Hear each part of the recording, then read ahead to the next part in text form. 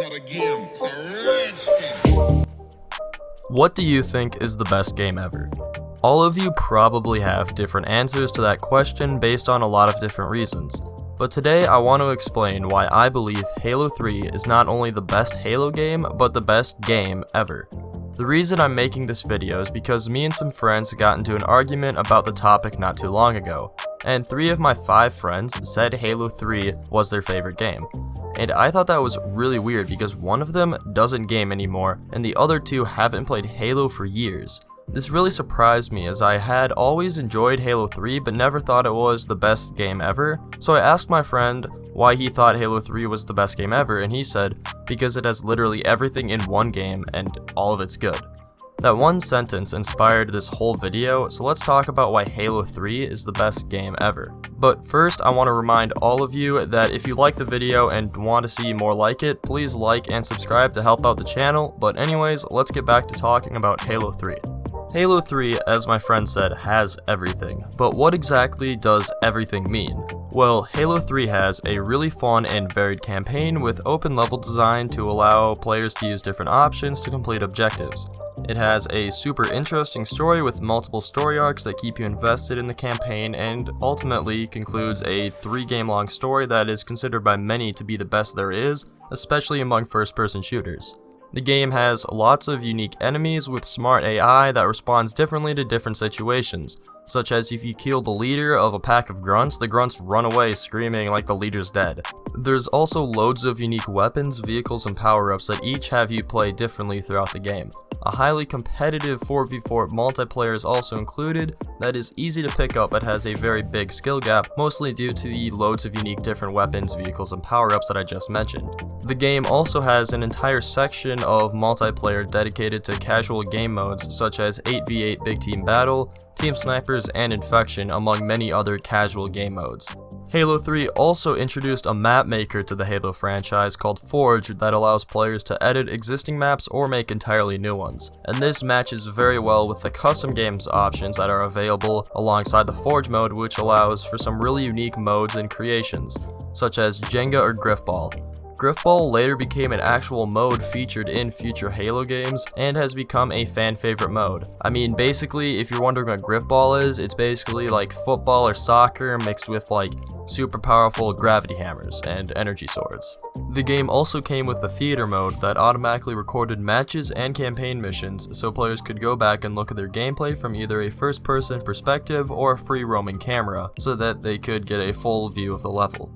Players could also share their maps, game modes, game clips, and screenshots with the community through the file share feature that was included at launch. And finally, the graphics, while not outstanding by today's standards, definitely hold up, especially with the resolution boost that the game received when it was brought to Xbox One and PC. I probably missed a few things, but that covers all of the big things and really shows just how complete of a package Halo 3 was. And while I could go in depth on every one of these little topics, I'm going to instead just give you some examples of various parts of the game to show you how great it was designed. First of all, I would like to start off by showing you one of the first encounters found in the campaign. And while it is very early on, it does show how great the game was designed. As the player, you have several options to approach this mission. My first time playing, I simply jumped down and charged across the level, guns blazing, but in later playthroughs I discovered a new strategy. First of all, I would save long-range weapons and pick off the jackals and grunts in the first section before moving on to the brutes. Then after killing all the enemies in the first section, I discovered I didn't have to charge across the top bridge and fight the brutes head on. I found a tunnel underneath the bridge that allowed me to sneak up on the enemies, and combined with my AI allies, I was able to pinch the enemies in a crossfire and easily take them out. This is just one encounter, but choices like this are found all throughout the game, and it makes the campaign very fun and replayable. Just recently, a friend and I played through the whole campaign, and we discovered a flamethrower hidden on the mission Cortana. We used to hate that mission, and honestly we still kinda do, but the flamethrower helped us get through it a lot easier. These little variations in gameplay make every playthrough unique and makes the game very fun to replay. Now, let's talk about how great the multiplayer is designed. In every Halo, players start with the same weapons and must fight for different sections of the map and gain map control in order to be where powerful weapons spawn. This means that instead of just having the best loadout, players must fight for map control in order to get power weapons. This means even in team deathmatch, players have an objective, which is to not let the other team get the power weapons. This design choice also means Bungie was able to balance maps in certain ways. For instance, if a sniper is too strong on a map, remove it and put a shotgun or rocket launcher there instead. This causes every map to play different in Halo 3. For instance, Guardian is a close range map and the main power weapon there is a gravity hammer. The gravity hammer is a great close range weapon which really complements the close range nature of the map.